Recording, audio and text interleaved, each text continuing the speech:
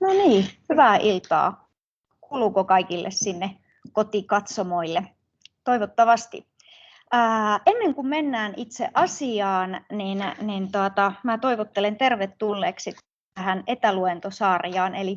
Eli meidän Terveystalo Sport Turku -luentosarja alkoikin tuossa tammikuussa Niklas Blindbladin luennolla. Niklas kertoi, että milloin sitten voidaan päästä urheilemaan, kun ollaan selätetty flunssa tai sitten tuo koronainfektio. Eli erittäin ajankohtaista ja mielenkiintoista aihetta oli siinä. No, haluan vielä muutamalla sanalla jutella tuosta Terveystalo Sport Turku meidän tiimistä.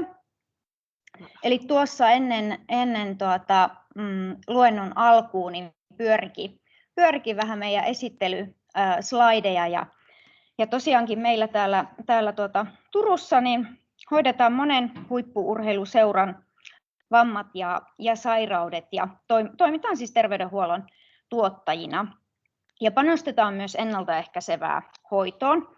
Ja Terveystalossa on tämmöisiä fokus-erikoisalayksiköitä, niin me kuulutaan sitten tämmöiseen TULES erikoisalayksikköön. Toimitaan sen alaisuudessa. No, näittekin tuossa meidän sporttitiimiä, eli siellä on laaja kattava ortopedikirurgijoukko, joka toimii täällä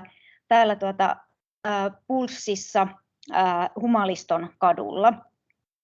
Ja koska tuo urheilulääketiede ei ole pelkkää vammojen ja sairauksien hoitoa, niin meillä on myös asiantuntevaa ennaltaehkäisevää toimintaa täällä, että fysioterapiaa, mielen hyvinvoinnin palveluita, sitten ravitsemusterapiaa, eli Marko Grönholm siellä fysioterapiajoukkoineen varmaan Turun laajin kattavin fysioterapiajoukko. Sitten meidän ihana urheilupsykologi Päivi Granholm, joka sitten huolehtii näistä mielen hyvinvoinnista. Ja itse olen nyt sitten viimeisimpänä päässyt liittymään tähän meidän tiimiin nyt vuoden verran sitten tässä, kun olen aloittanut Terveystalossa vastaavana ravitsemusterapeuttina. Ja toimitaan tosiaankin näiden isojen seurojen parissa, niin jääkiekon kuin jalkapallonkin, ja siellä niin Niklas Blindblad hoitaa sitten nuo jääkiekkoilijat, ja hän toimii myös Suomen jääkiekkoliiton niin vastuulääkärinä. Ja sitten Rauhaniemen Jyrki hoitaa futarit. Ja te huomasittekin, että luentosarja tulee vielä jatkumaan tässä kevään aikana. Sinne pääsee taas liittymään samalla tavalla kuin tähänkin luentoon ja tuohon Nikken luentoon, niin sitten noiden somelinkkien kautta, eli pysykäähän linjoilla silloinkin, seuratkaa meidän ilmoittelua.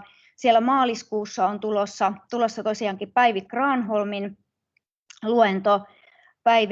Päivi juttelee siitä, että milloin urheilijan kannattaa sitten olla yhteydessä tuohon, tai milloin urheilija hyötyy tuosta urheilupsykologin ohjauksesta. Ja sitten estradille huhtikuussa pääsee Kalle Rahi, ja hän puhuu taas näistä olkapäävammoista, ja viimeisimpänä sitten toukokuussa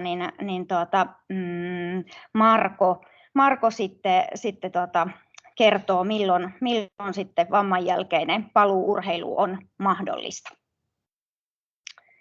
Hyvä. Toivottelen vielä kaikki tervetulleeksi tänne luennolle.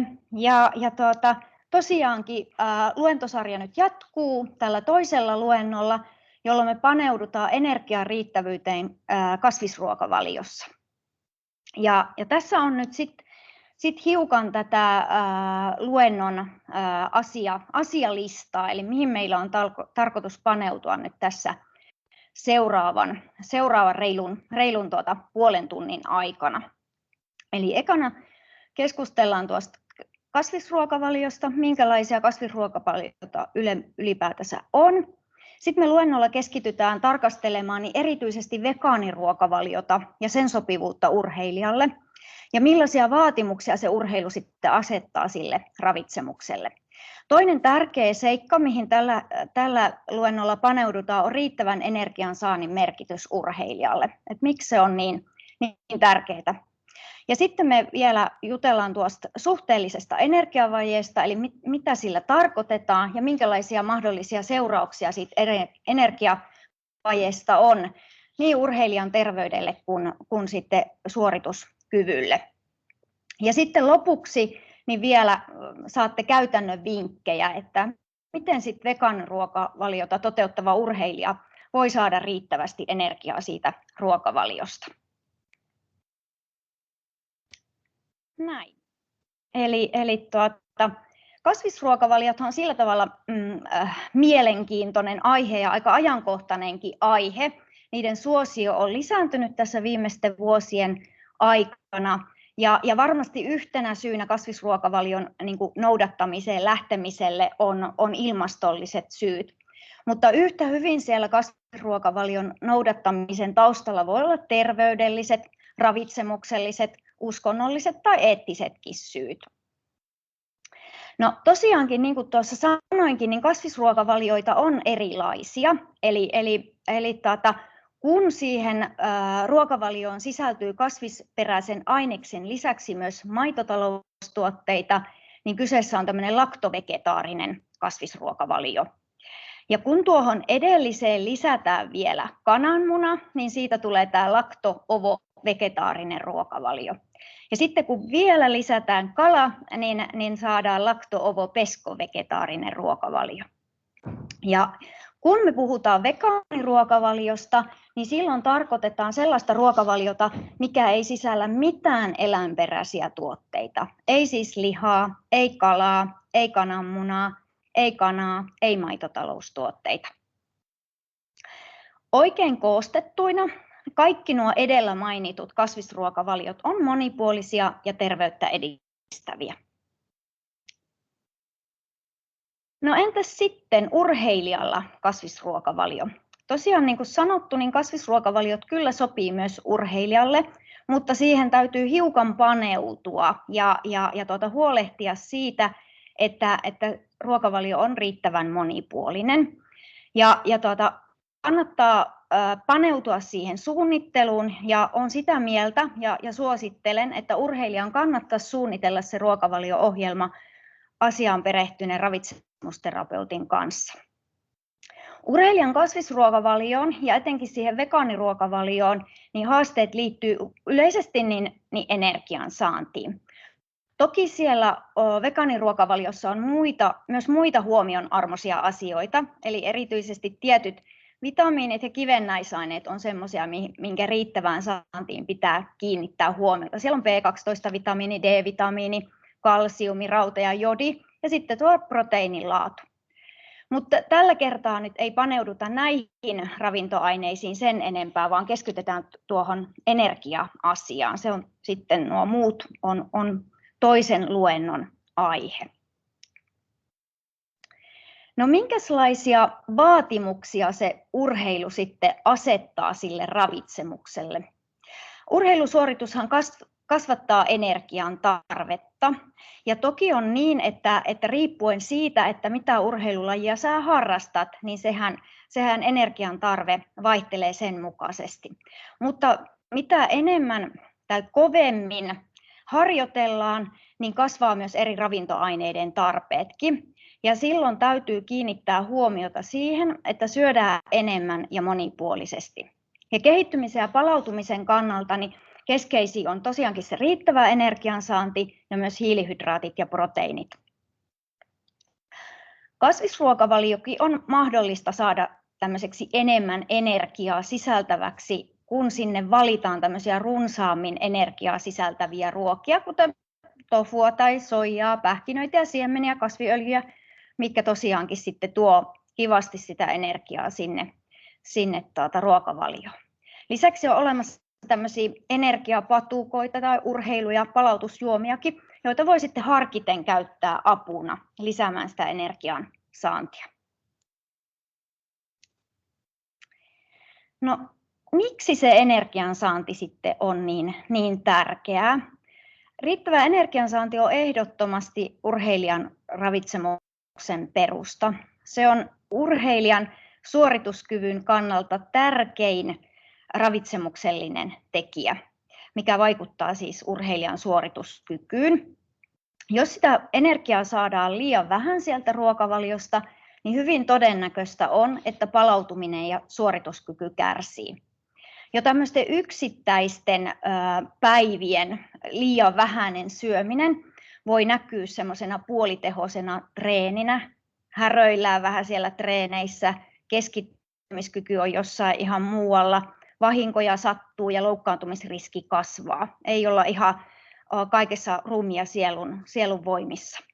Ja mitä pidemmälle se energiavaje jatkuu, eli mitä pitempään se kestää, niin sitä niin kuin vakavampiakin ne negatiiviset seuraukset ovat.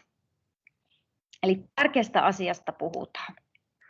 En malttanut olla tuomatta tätä kehityskolmiotakin tähän, ja tämä on niin kuin omin pikku kätösi nyt tähän värkätty, mutta jos te googletatte kehityskolmion, niin te saatte kyllä suoraan sieltä sitten poimittua kuvan, mutta tämä on tosiaankin mukailtu nyt omin kätöisin, eli kuvastaa sitä, että mitkä kaikki asiat on tärkeitä sen urheilijan kehittymisen kannalta. Että jos joku noista kolmion kulmista on epätasapainossa, niin koko tuo kolmio horjuu. Eli ei auta harjoitella lukemattomia tunteja, jos ravinnossa on jostakin puutetta, esimerkiksi vaikka siitä energiasta. Kohta tullaan kuulemaan, että mitä kaikkea vaikutuksia sitten siihen urheilusuoritukseen seuraa, jos esimerkiksi se energiansaanti on riittämätöntä. Tämä on hyvä pitää mielessä, että ravinto, harjoittelu ja lepo olisi siellä tasapainossa. Kaikki kolme yhtä tärkeitä. Mitään noista ei voi nostaa toista tärkeämmäksi. No sitten, mitäs tutkimusnäyttö sanoo siitä, että miten käytännössä asiat urheilijoilla sitten on? Miten homma toimii noin käytännössä? Ei ihan hirveän hyvin. Tutkimusten mukaan huomattava osa, jopa yli 60% urheilijoista kärsii liian vähäisestä energiansaannista, ja tämä on erityisen huolestuttava asia. Reilu vuosi sitten, tai taitaa tulla itse asiassa aika tarkalleenkin vuosi sitten, Maria Heikkilä väitteli,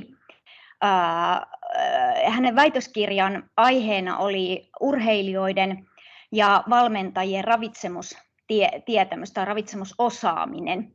Ja tähän tutkimukseen kuului myös tämmöinen interventio-osio, jonka aikana huomattiin, että urheilijoiden energiansaanti jäi alle sen arvioidun energiankulutuksen. Ja erityisen yleistä näytti olevan hiilihydraattien vähentäminen sitten, ruokavaliossa, ja sitten myös totta kai se vaikuttaa sinne energian saantiin. Mahdollisia syitä oli esimerkiksi kova energiankulutus, eli Maria Heikkilän väitöskirjassa nämä urheilijat oli pääasiallisesti tämmöisiä kestävyysurheilijoita, eli siellä on paljon sitä harjoittelua, harjoitustunnit voi olla jopa 30 tuntia per viikko, eli kovaa energiankulutusta.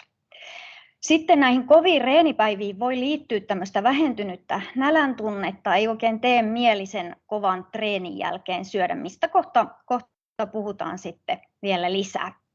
Ja sitten siellä mainittiin tämmöiset ravitsemukseen liittyvät tiedonpuutteet tai harhaluulot, ja aika yleistä harhaluulo oli sekä urheilijoiden että valmentajien kohdalla nimenomaan energian saantiin ja kulutukseenkin liittyvät harhaluulot. Sitten siellä mainittiin kiireinen treeniarki tai ainakin kuvitelma siitä, että on niin kiire, että ei ehdi syödä. Tai sitten tämä hyvin kasvisvoittoinen tai liian terveellinen ruokavalio. Näin. No sitten tämmöinen eräs termi, eli tämmöinen suhteellinen energiavaje urheilussa tai urheilijan suhteellinen energiavaje. Tämä on aika uusi termi, ja tämä kuvastaa tilannetta, jossa se liikunnan aiheuttama energiankulutuksen jälkeen niin keholle jää aivan liian vähän energiaa käytettäväksi, jotta se pystyisi ylläpitämään tämmöisiä kehon ihan perusnormaaleja toimintoja, kuten lepoenergian kulutus tai ihan hengittäminen tai harjoittelun aiheuttamien vaurioiden korjaaminen tai vastustuskyky tai hormonitoiminnan ylläpito. Ja tämmöisessä suhteellisessa energiavajeessa niin energian saatavuus on riittämätöntä. Eli puhutaan tämmöisestä termistä energian saatavuus. Ja tämä voidaan laskea ja arvioida, että vähennetään energiansaannista urheilijan aiheuttamaa energian kulutus, joka jaetaan sitten rasvattomalla massalla. Ja urheilijalla pidetään optimaalisena tasona semmoista 45 kilokaloria per rasvaton massa. Silloin riittää sitten kehon toiminnoille sitä energiaa ja sitten optimaalinen palautuminen ja kehittyminen on mahdollista. Tämä energiavaje voi olla tietoista tai tiedostamatontakin. Eli tietoista sillä tavalla, että joihinkin urheilulajeihin liittyy esimerkiksi tämmöistä niin kuin painon tarkkailua tai tietynlaista kehon muotoa, jolloin sitten ruvetaan tietoisesti vähentämään sitä syömistä ja saatetaankin hupsahtaa sitten tämmöisen energiavajeen puolelle. Ja taas toisaalta tiedostamatonta, eli ei olekaan sitten sitä tietoa ja taitoa oikein hommaa klaarata, eikä tunnistetakaan sitä, että miten paljon se urheilu kuluttaa sitä energiaa. Tässä yhteydessä ehkä voisi yhden tutkimustuloksen ottaa esille. Se kuvastaa kehittymisen hidastumista. Eli tosiaankin meillä on näyttöä, että siitä energiavajeen vaikutuksesta, että miten niin kuin se vaikuttaa kehittymiseen. Ja tämmöinen Van Heestin vuodelta 2014 tutkimus on hyvä osoitus siitä, kohta kun mennään katsomaan noita, että minkälaisia vaikutuksia tuolla energiavajeella on, niin tämä osuu siihen aika hyvin. Eli Van Heest kumppaneineen tutkin naisurheilijoita tai naisuimareita, joilla siis tässä ensimmäisessä tai tutkimusryhmä oli sellainen, että siellä oli sitä riittävää energiansaantia ja kuukautiset tuli normaalisti, niin nämä naiset paransi 400 metrin uintiaikaa noin 8%, reilu 8% 12 viikon aikana. Sitten oli tämä urheilijaporukka, joilla kuukautiset olivat niin kuin epäsäännölliset tai niitä ei tullutkaan, eli sitten tämä niin kuin energian saatavuus oli alhainen, niin heidän uintisuoritus taas heikkeni samassa ajassa, eli siinä 12 viikossa lähes 12%. Lisäksi siinä tutkimuksessa todettiin myös, että tällä niin kuin, alhaisen energiasaatavuuden ryhmässä niin heillä oli kehon paino korkeampi ja sitten rasvaprosentti korkeampi, eli siellä oli myös niitä epäedullisia kehon koostumuksen muutoksia nähtävissä. Käytännössään tuo energiavajeen hoitaminen on melkoisen yksinkertaista, mutta tietysti käytännössä ehkä monimutkaisempaa, mutta periaatteessa niin, että lisätään sitä energiansaantia tai vähennetään harjoittelun määrää tai sitten, että käytetään noiden edellä mainittujen yhdistelmää. Mennään katsomaan vielä, että minkälaisia seurauksia siitä mahdollisesta energiavajeesta sitten saattaa olla. Eli ne jaetaan terveysvaikutuksiin ja sitten vaikutuksiin siihen itse urheilusuoritukseen.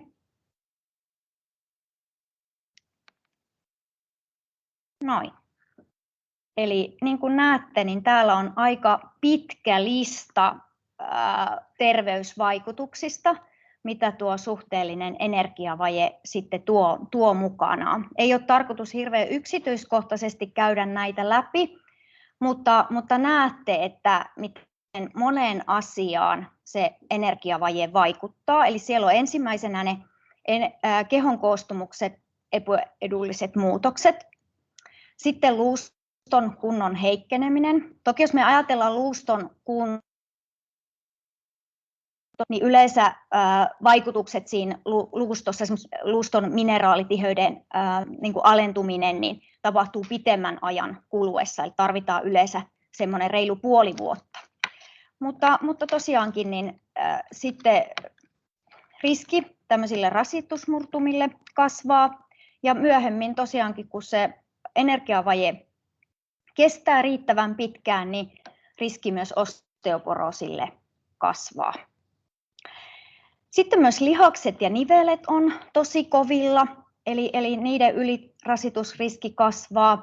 Sitten olikin näistä hormonitoiminnan muutoksista, eli naisilla ja tytöillä tietysti kuukautisten poisjääminen tai kuukautiskierron häiriöt, miehillä testosteroni ja pojilla testosteronitasojen lasku ja muitakin hormonitoiminnan häiriöitä, kilpirauhasarvojen ja hormonitasojen lasku siellä voi tapahtua. Sitten voi tulla erilaisia ravintoainepuutoksia, D-vitamiini esimerkiksi, rauta, erilaiset elektrolyyttihäiriöt voi olla seurauksena. Sitten tuo immuunipuolustuksen heikentyminen, ja kun me mennään kohta sinne, että minkälaisia vaikutuksia tuolla suhteellisella energiavajeella on tuonne urheilusuoritukseen, niin siellä sitten tämäkin asia tulee vielä uudestaan esille, että se sairastumisalttius niin kasvaa.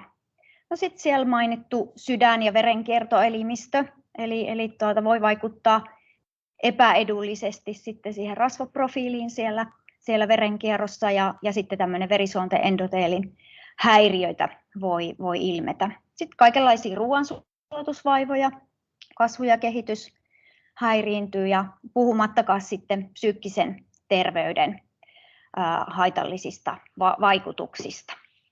Eli aika pitkä lista epäedullisia vaikutuksia terveyteen. No sitten vielä, että minkälaisia mahdollisia vaikutuksia sit sillä suhteellisella energiavajeella on sinne itse urheilusuoritukseen. Eli niin kuin tuossa oli mainintaa, että se vastustuskyky alenee, niin sehän lisää sitten sitä sairastelualttiutta, jolloin tietysti tulee niitä harjoitustaukoja.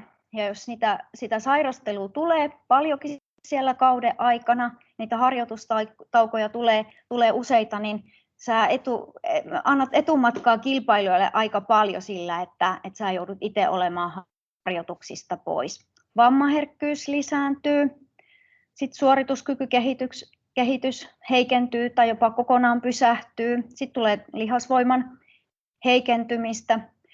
Glykogeenivarastojen alhaisuus, se tarkoittaa sitä, että ne meidän lihasten hiilihydraattivarastot niin on alhaiset.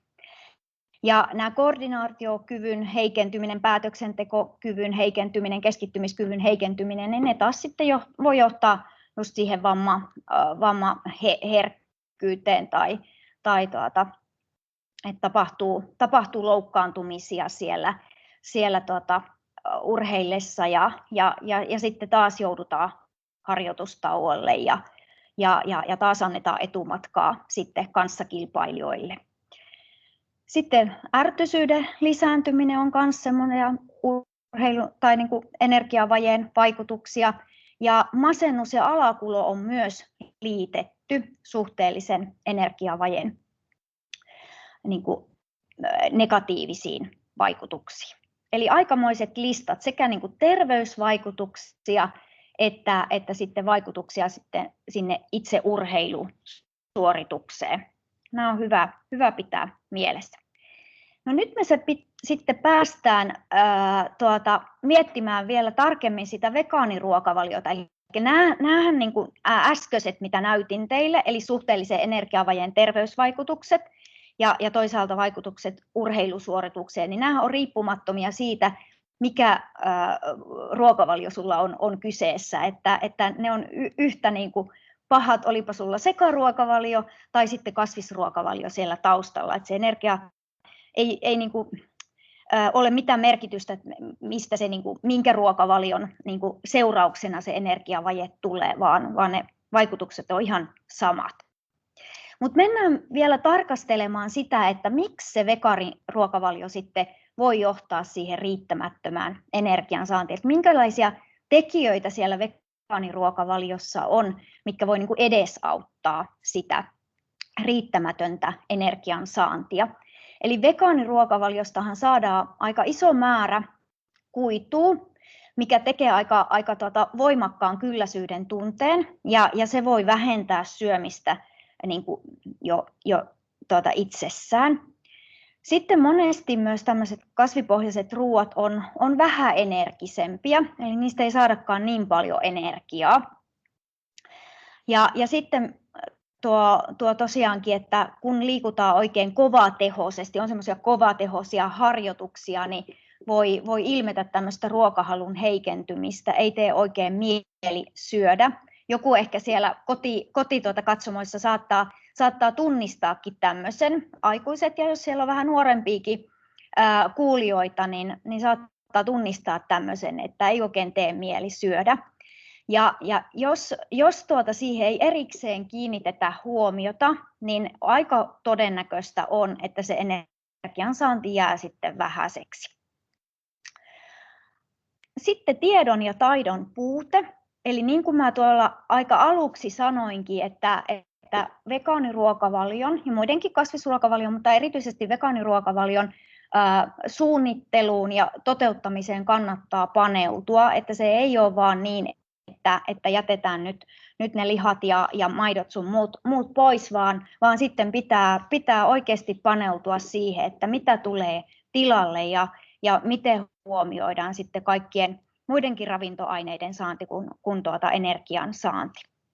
Sitten halusin vielä nostaa muutaman tärkeän seikan, mikä tulee tuolla vastaanotoilla vastaan. Eli vatsavaivat on aika yleisiä.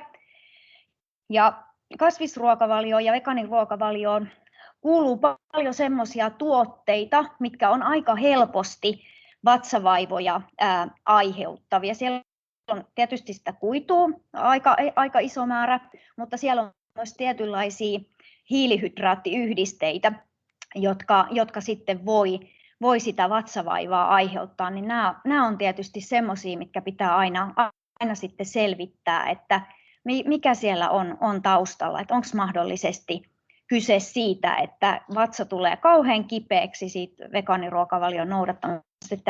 Täytyy miettiä niitä keinoja, että millä niitä vatsavaivoja voidaan sitten vähentää, että pystytään turvaamaan se riittävä syöminen kuitenkin.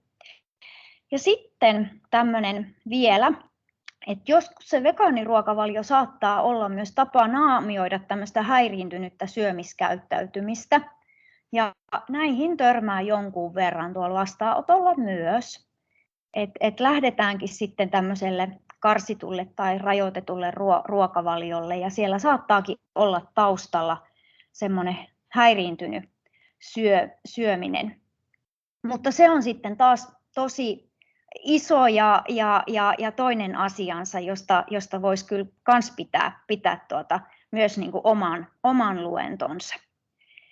Näin, mutta nämä on niitä semmoisia ehkä en tiedä voiko sanoa riskitekijöiksi, mutta syitä, miksi mahdollisesti tosiaankin vegaaniruokavalio voi johtaa siihen riittämättömään energian saantiin.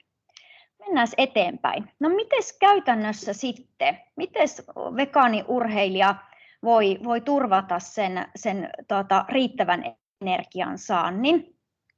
Runsaasti energiaa kuluttavat lajit, erityisesti kestävyyslajit, palvelulajit, on alttiita tälle vähäiselle energiansaannille, mutta yhtä lailla myös muiden urheilulajien harrastajien kannattaa kiinnittää muutamiin seikkoihin huomiota, jotta sitä energiaa tulisi riittävästi sieltä ruokavaliosta. Tässä on nyt 6 eri asiaa, mitkä on nostanut tähän tapetille, ja käydään nuo kaikki vielä tuolla erikseen läpi, että kerron vielä vähän tarkemmin, että mitä käytännössä tarkoittaa ateriarytmin tihentäminen, urheilijalautasmallin noudattaminen, kylläiseksi syöminen, viljatuotteiden käyttöosa viljatuotteista vähäkuitusina ja niin poispäin. Niin käydään vielä käytännössä, että mitä ne tarkoittaa. Eli siellä on ekana se ateriarytmin tihentäminen, eli runsaasti liikkuvien on hyvä syödä aika usein, vähintäänkin 5 kertaa päivässä. Ja ei ole ollenkaan niin kuin, poikkeuksellista, että 7 syömiskertaa sinne päivään mahtuisi. Eli se on ihan oikeasti perusteltuukin, varsinkin jos niitä harjoituksia on useampi siellä päiväaikana. Et pääaterioiden lisäksi on hyvä olla niitä ravitsevia välipaloja.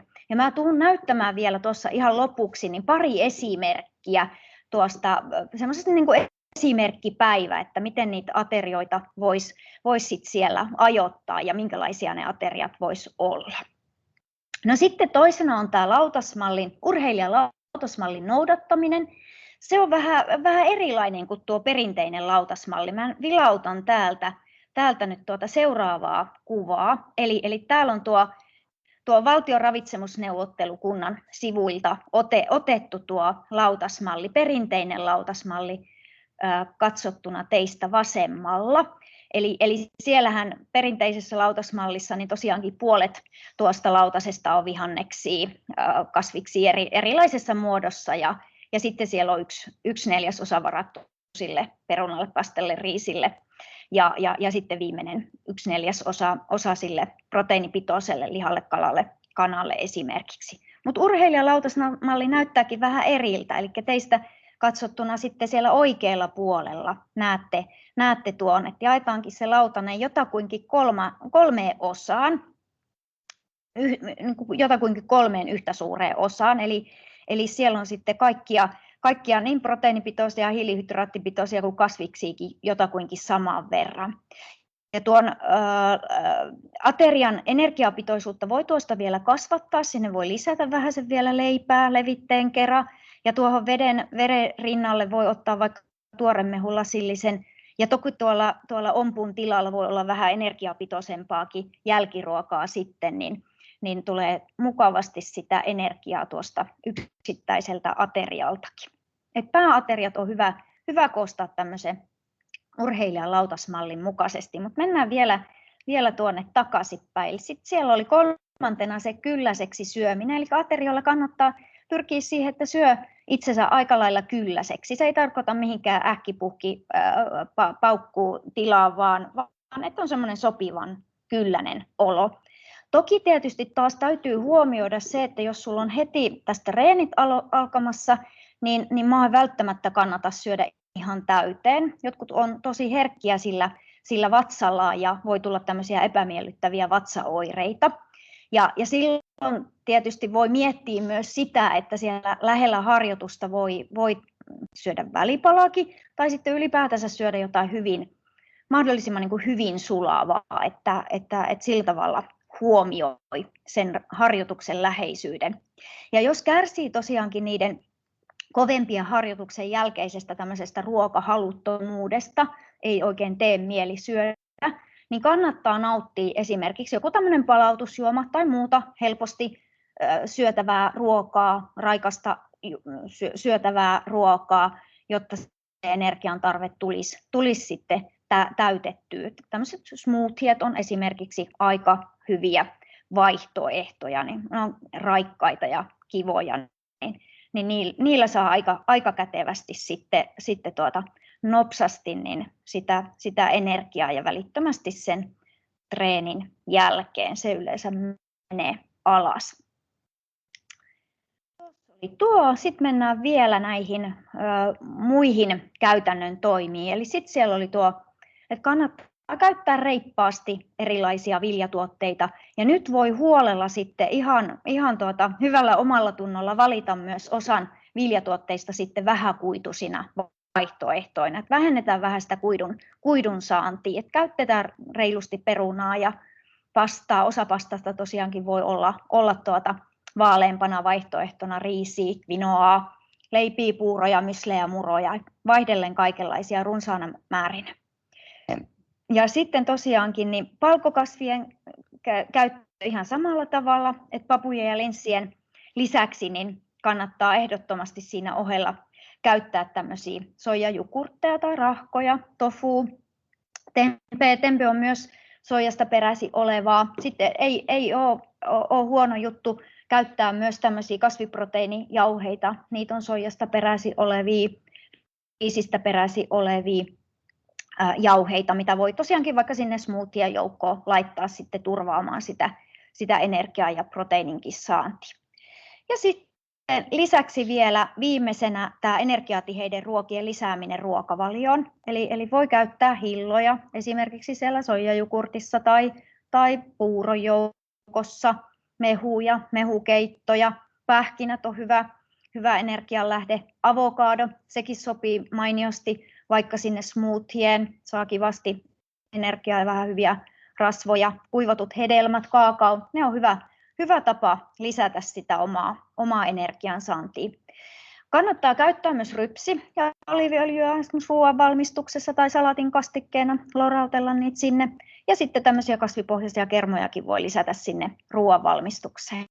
Ja sitten käyttää kasviöljypohjaisia levitteitä leivällä. Ja noita vegaanisia levitteitä löytyy tosi kivasti tuolta markkinoilta, että kurkkaa vähän purkkien kylkiä, että sieltä löytyy monelta eri valmistajalta tuotteita. Hyvä.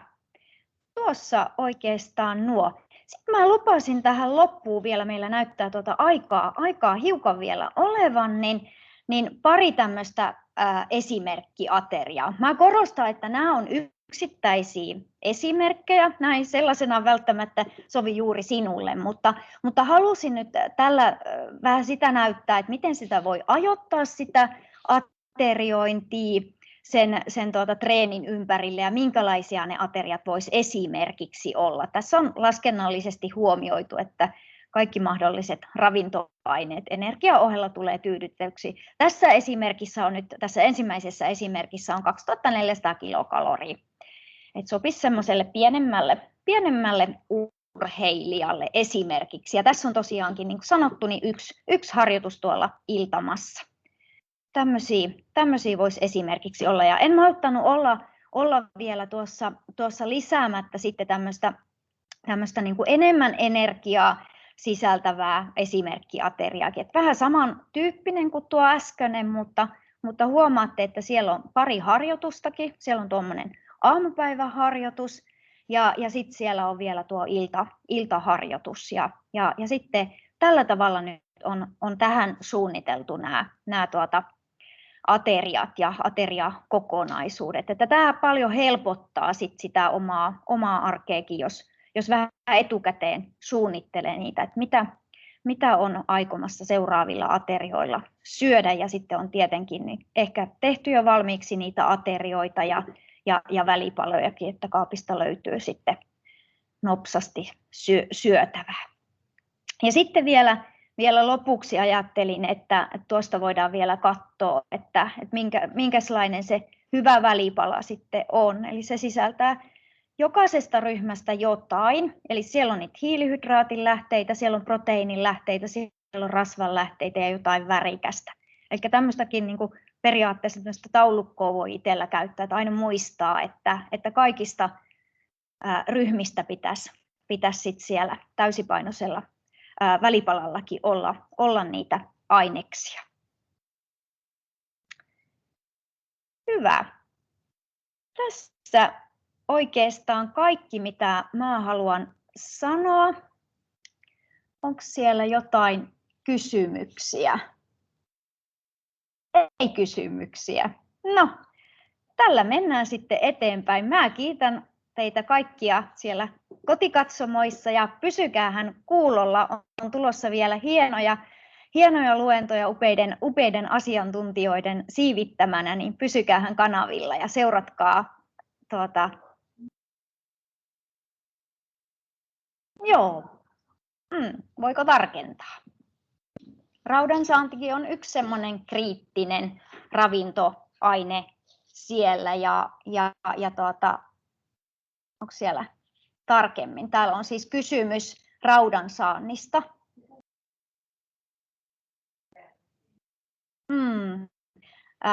Kuulitteko, toistan vielä, että pitäisikö hemoglobiiniarvon lisäksi seurata vielä ferritiiniarvoja? Kyllä.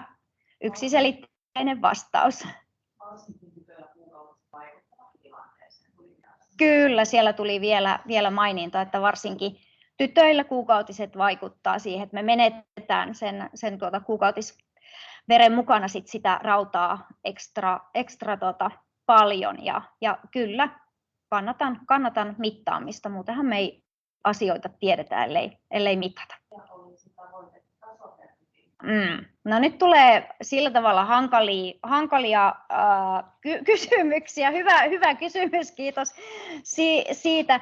Viitearvohan on tosi laaja, että se taitaa mennä siellä 15 150 taitaa olla Labra-kirjan mukaan tuo viitearvo. Siitä on erilaisia näkemyksiä olemassa ja tietysti tärkeä niin pohjata myös siihen, että onko jotain oireita siellä sitten lähtökohtaisesti, tai siis verrata siihen, että mikä se tai ferritiiniarvo on ja sitten että onko siellä mahdollisia niitä oireita.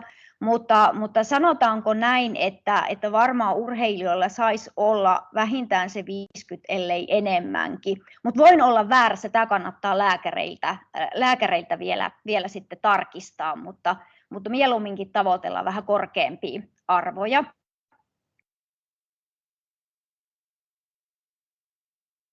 Hyvä, nyt ei ole enää kysymyksiä. Kiitos vielä kerran ja tosiaankin seuratkaa meidän kanavia. Kiitos.